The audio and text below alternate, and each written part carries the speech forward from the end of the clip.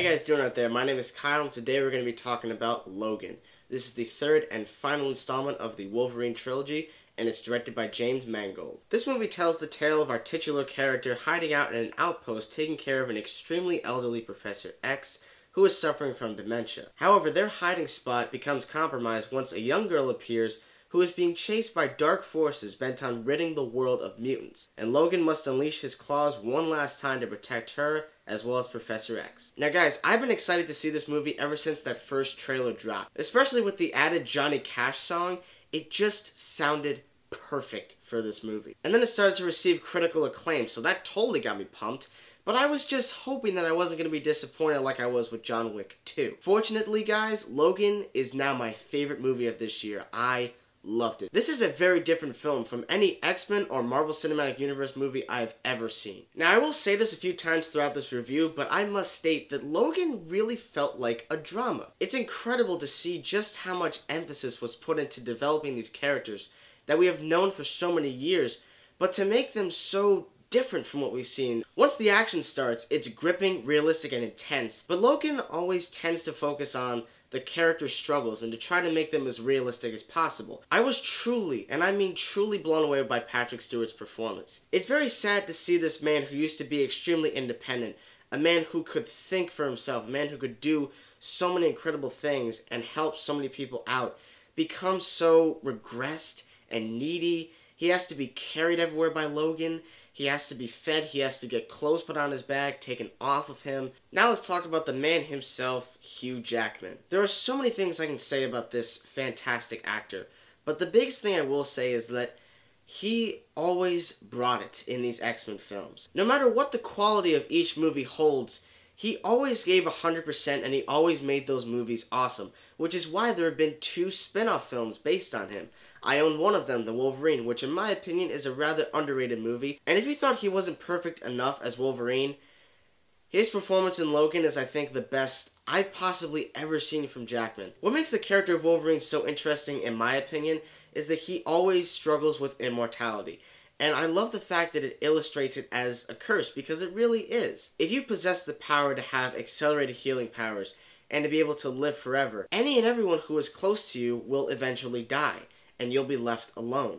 And that really is the struggle of his character. Throughout all these decades, he has been with so many people, humans and mutants, who have all died due to old age. And his struggle with immortality could not be any more relevant in this movie because his healing power starts to fail. His adamantium claws don't come out all the way. He has to literally pull one of them at the very beginning of the movie, and there's blood that's showing.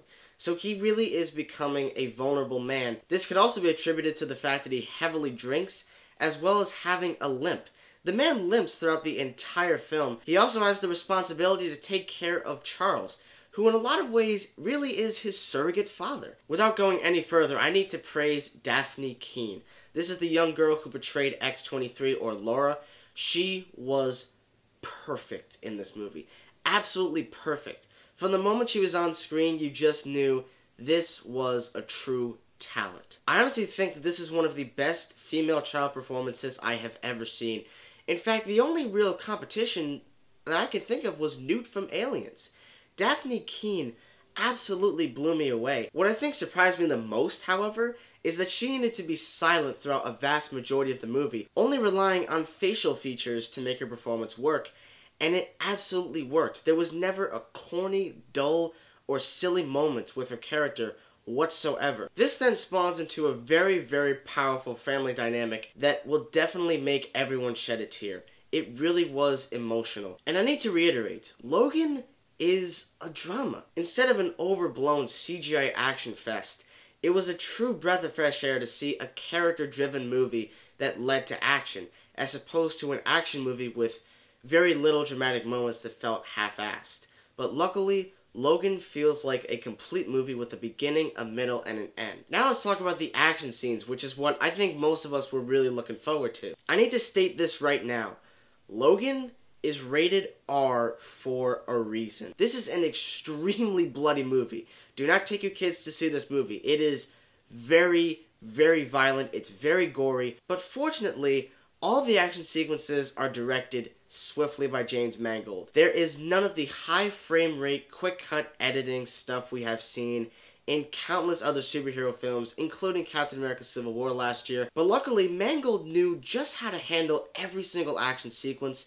Everything feels stable, you can see everything. I love the way the action was directed. It really felt like the way every superhero movie should direct its action, not trying to hide everything. There's also a lot of profanity in this movie by Jackman and Stewart, and I think Stewart's surprised me the most because I don't think I've ever heard him swear ever. So to have him literally start dropping the F-bombs within the first 15 minutes of the movie, that was very surprising. Only one meal and hardly any sleep. She's 11, I'm fucking 90. All that being said, I do have 3 flaws with the movie.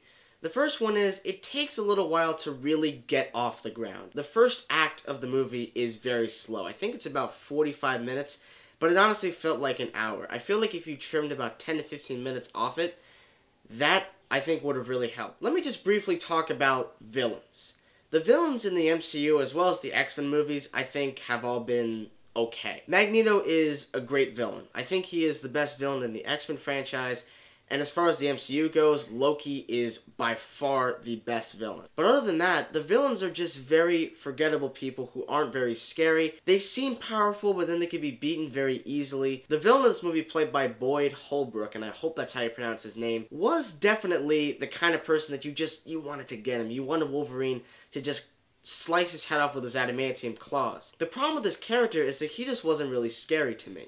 There was nothing about him that felt menacing in any way. I really wanted this villain to be scary. I'm not saying the Joker scary, because I know Logan has been compared to the Dark Knight. I know I did that when I first talked about it. I really wanted him to be this villain who was not only strong, but menacing to go with it, because that to me is the best kind of villain. And the third one is something that I need to be as spoiler-free as possible. And don't worry guys, I will be making a spoiler review for this movie to be giving you guys more elongated thoughts on what I personally loved and the things I kind of disliked about Logan.